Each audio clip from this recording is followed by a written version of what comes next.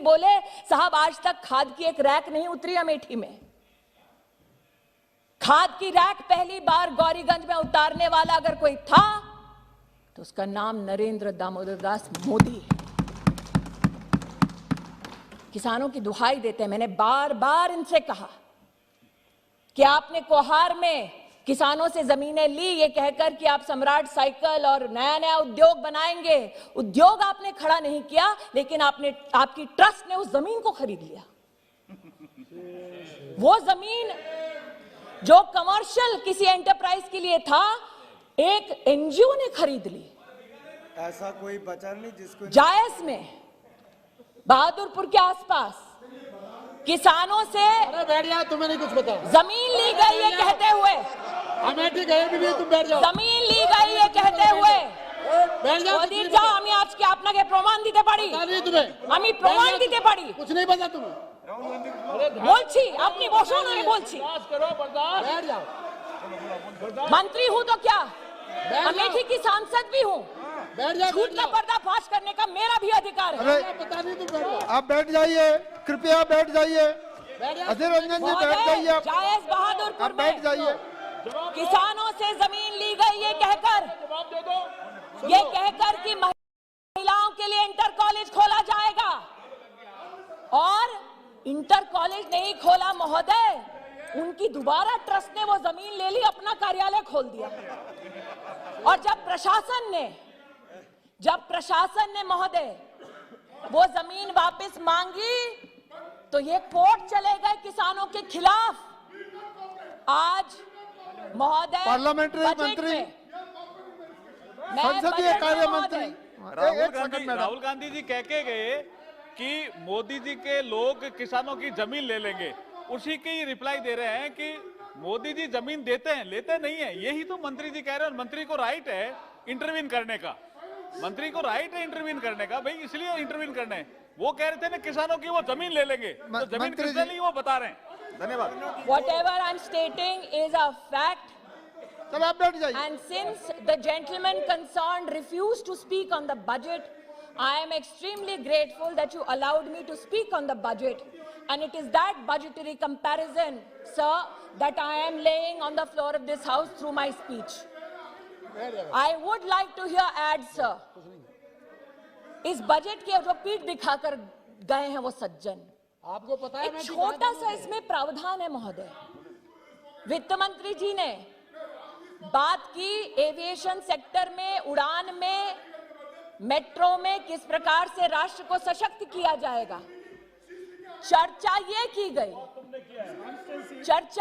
गई साथ में वित्त मंत्री द्वारा कि 18,000 करोड़ रुपया बस की सेवा को भी सुदृढ़ करने के लिए दिया जाएगा। पीठ दिखाकर चले गए, बस की सुविधा के ऊपर चर्चा नहीं की, बड़े लोग हैं। लेकिन एक सत्य यह भी है महोदय कि अमेठी में 30 साल से तिलोई का बस अड्डा बना नहीं पाए। जनता मांगती रही, लेकिन नहीं हो पाया। अरे यार, टेक्सटाइल की भी बात करूंगी सर। आपकी सरकार ने 50% पूरा बजट कैसे सरेंडर किया यूपीए में, वो भी बताऊंगी। चुनौती देती हूँ, डिस्कस कर लीजिए। दूध का दूध, पानी का पानी हो जाएगा उसमें भी। मैं आज महोदय मैडम एड्रेस टू ये चेयर कहना चाहती हूँ, अरे भैया आपका बोलना चाहती हूँ अधीर महोदय, रंजन जी कृपया बैठ जाइए। आप बैठ जाइए। वित्त मंत्री जी विराजमान है। पता अमेठी कहाँ है। जब वो रक्षा मंत्री थी तब उन्होंने प्रधानमंत्री जी के आशीर्वाद से AK-203 की पूरे कायाकल्प हो जाए अमेठी में, उसको तब दिया AK-203 का प्रोजेक्ट, जब उसकी सांसद मैं नहीं थी महोदय, वो सज्जन थे। बार बार ये कहना कि द्वेष की भावना से प्रधानमंत्री जी और उनकी सरकार काम करती है। अगर सबसे बड़ा प्रमाण चाहिए कि प्रधानमंत्री जी, उनकी सरकार बिना द्वेष के राष्ट्र निर्माण की दृष्टि से, गरीब कल्याण की दृष्टि से काम करती है महोदय, तो अमेठी से बड़ा उदाहरण उसका कोई नहीं होगा। मैं आभार व्यक्त करती हूं वित्त मंत्री का। उन्होंने रेल के कैपिटल एक्सपेंडिचर के लिए 1 लाख करोड़ रुपए का आवंटन किया। महोदय, जो सज्जन पीठ दिखाकर गए इस बजट की चर्चा को, उस सज्जन ने अमेठी में नेहरू जी के समय से चलता आया महोदय। नेहरू जी से जितने उनकी पीढ़ी दर पीढ़ी नेताओं ने वहां से चुनाव लड़ा, ऊंचाहार से अमेठी रेल लाइन जाएगी, 66 किलोमीटर की रेल लाइन का जनता को सपना दिखाया। सोचिए महोदय, 4 पीढ़ी एक रेल लाइन का सपना दिखाती रही। डीपीआर तब बना जब देश का प्रधानमंत्री नरेंद्र दामोदर दास मोदी बना। जिस बजट को आज पीठ दिखाकर गए हैं, उस बजट के संदर्भ में कहना चाहती हूं महोदय, वित्त मंत्री जी ने सड़क निर्माण के लिए 1 लाख करोड़ रुपया का आवंटन किया है। उसमें अमेठी में मात्र 5 अरब रुपए की सड़कों का निर्माण हुआ जब देश में मोदी, प्रदेश में योगी की सरकार आई।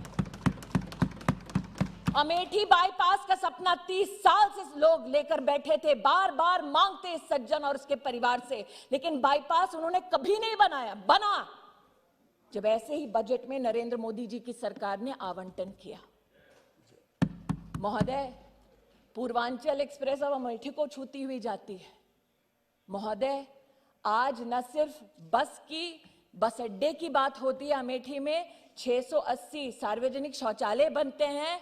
194 पंचायत भवनों में से मात्र 1.5 साल उनको इस बजट से कोई सरोकार ना हो।